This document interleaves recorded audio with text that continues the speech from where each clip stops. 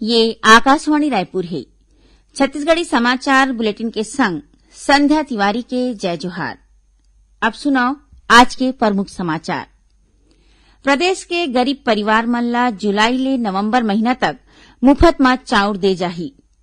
Bharatiya Janata party के राष्ट्रीय उपाध्यक्ष डॉक्टर रमन सिंह प्रधानमंत्री डाहर ले 18 बछर ले ज्यादा के आयु वर्ग के नागरिक बर करेगे फ्री वैक्सीनेशन के घोषणा के स्वागत करीन। अवैया 24 घंटा के दौरान प्रदेश के एक दो स्थान में हल्का ले मध्यम वर्षा होए के संगे संग आंधी तूफान और गाज गिरे के आशंका है। कोरोना संक्रमण ला देखत आप मन ले अपील है कि लापरवाही झन करो।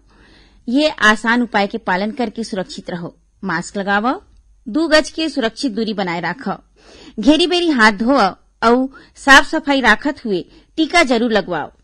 कोरोना वायरस ले जुड़े जिज्ञासा मन के समाधान करे बर राष्ट्रीय और राज्य स्तर में हेल्पलाइन नंबर जारी करे गे हे। छत्तीसगढ़ बर हेल्पलाइन नंबर है 104 और 077122350991। संगे संग राष्ट्रीय हेल्पलाइन नंबर है 1075। अब समाचार विस्तार ले। प्रदेश के गरीब परिवार मन ला जुलाई ले नवंबर महीना तक मुफ्त म चाउर दे जाही।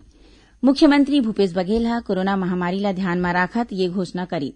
एके संगे संग मुख्यमंत्री ह राज्य खाद्य सुरक्षा अधिनियम के तहत जारी जम्मो राशन कार्ड मन ला प्रधानमंत्री गरीब कल्याण अन्न योजना के सामानेच उपराहा चाउर दे के घलो घोषणा करे हे।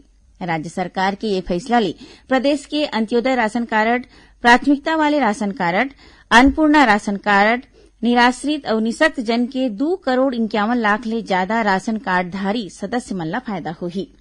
खबर के मुताबिक राज्य सरकार डाहर राज्य के गरीब और जरूरतमंद परिवार मन ला राहत प्रदान करे बर सार्वजनिक वितरण प्रणाली के तहत मई और जून महीना के चाउर घलो मुफ्त देगे हे।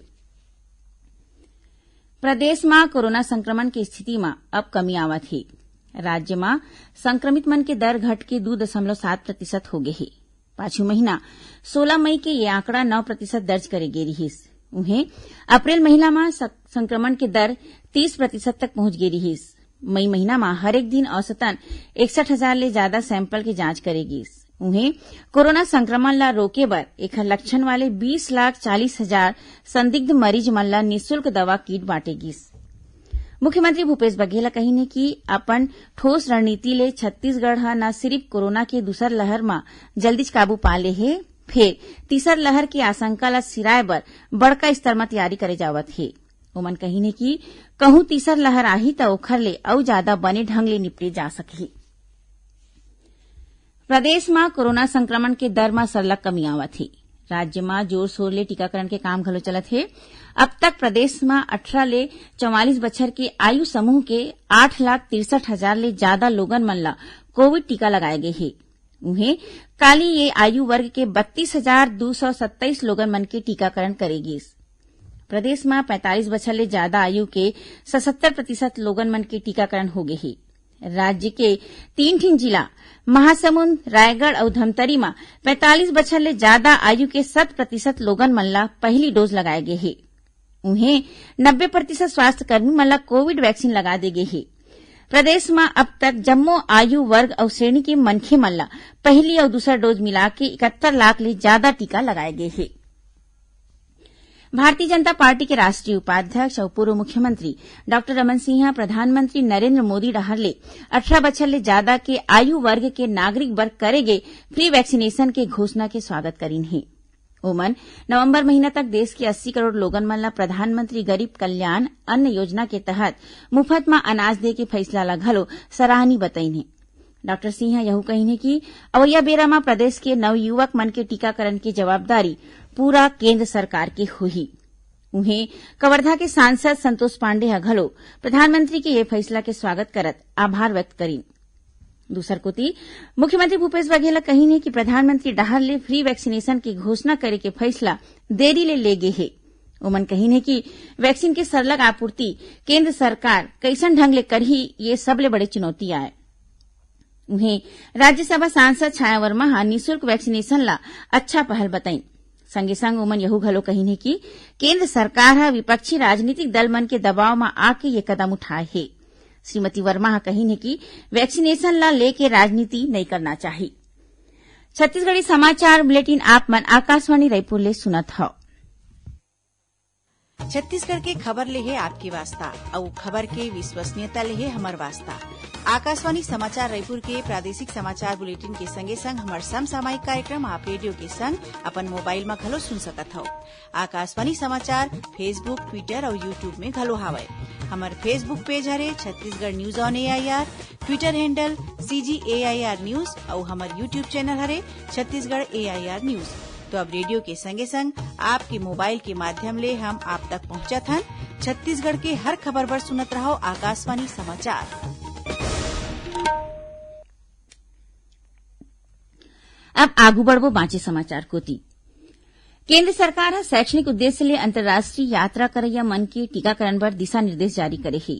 रोजगार बर विदेश जवैया लोगन ला या टोक्यो ओलंपिक खेल के भारतीय दल बर घलो दिशा निर्देश जारी करे गे हे। केंद्रीय स्वास्थ्य मंत्रालय ह बताइन है कि ऐसन यात्री मन के पासपोर्ट के संग कोविन प्रमाण पत्र ला जोड़े जाही। मंत्रालय ह राज्य और केंद्र शासित प्रदेश मन ला घलो ये दिशा निर्देश भेजे दे हे। बीजापुर और सुकमा जिला के सीमा में स्थित सिलगेर गांव में पाछू दिन हुए गोलीबारी के घटना के जांच रिपोर्ट जन संगठन के प्रतिनिधि मंडल मन ह आज मुख्यमंत्री भूपेश बघेल ला सौंप दे हे। भेंट के दौरान प्रतिनिधि मंडल ह मुख्यमंत्री ले ये घटना ले जुड़े आने आने विषय ऊपर चर्चा घलो करे। मुख्यमंत्री ह बताइन है कि सिलगेर घटना के दंडाधिकारी जांच करे जावत हे। उन्हें बस्तर सांसद दीपक बैज की पगरैती में काली 9 सदस्यीय कमेटी ह घलो मुख्यमंत्री ले भेंट करके ये घटना के जांच रिपोर्ट सौंपे रहिस। खबर के मुताबिक पांचू महीना के 17 तारीख के सिलगेर में CRPF कैंप खोले जाए के विरोध में उहां के रवैया गांव वाले मन करत रहिस हे। इही दौरान गोलीबारी की घटना में 3 झिन गांव वाले मन के मौत हो गे रहिस। मौसम विभाग अवैया 24 घंटा के दौरान प्रदेश के 1-2 स्थान में हल्का ले मध्यम वर्षा होए के संभावना जताए हे। उन्हें 1-2 जगह में आंधी तूफान के संग गरज चमक और गाज गिरे के चेतावनी घलो देगे हे। राजधानी रायपुर में आज मंझनिया बाद मौसम में बदलाव देखे गिस और गरज चमक के संग बदली छाए रहिस। और अब थोड़किन समाचार सार में। विश्व खाद्य सुरक्षा दिवस के मौका में काली स्वास्थ्य भविष्य के सुरक्षित भोजन विषय में वर्चुअल राष्ट्रीय कार्यक्रम के आयोजन करेगी। ये कार्यक्रम में केंद्रीय कृषि मंत्री नरेंद्र सिंह तोमर घलो शामिल हुई। छत्तीसगढ़ प्रदेश संयुक्त शिक्षक संघ के प्रतिनिधि मंडल ह मुख्यमंत्री भूपेश बघेल ले उनकर निवास कार्यालय में भेंट करीन। ये दौरान प्रतिनिधि मंडल ह अनुकंपा नियुक्ति के मामला में 10% के सीमा बंधन ला शिथिल करके शिक्षक के आश्रित मन ला नियुक्ति दे में मुख्यमंत्री के आभार व्यक्त करीन। बेमौसम बारिश ले कोंडागांव जिला के उड़दाबेड़ा, अमरावती और चिपावंड गांव के खरीदी केंद्र मन में रखरखाव के अभाव में धान खराब होए ले कलेक्टर ह 3 समिति के अधिकारी मन ला कारण बताओ नोटिस जारी करे हे।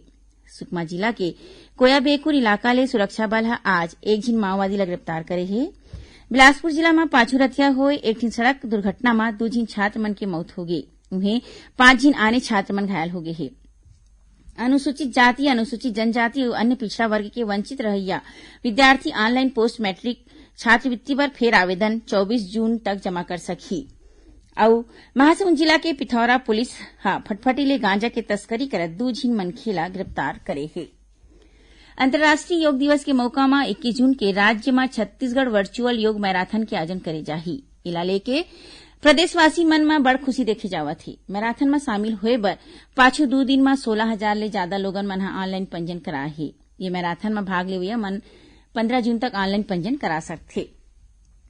आखिर में प्रमुख समाचार एक घाव फेर। प्रदेश के गरीब परिवार मन ला जुलाई ले नवंबर महीना तक मुफ्त में चाउर दे जाही।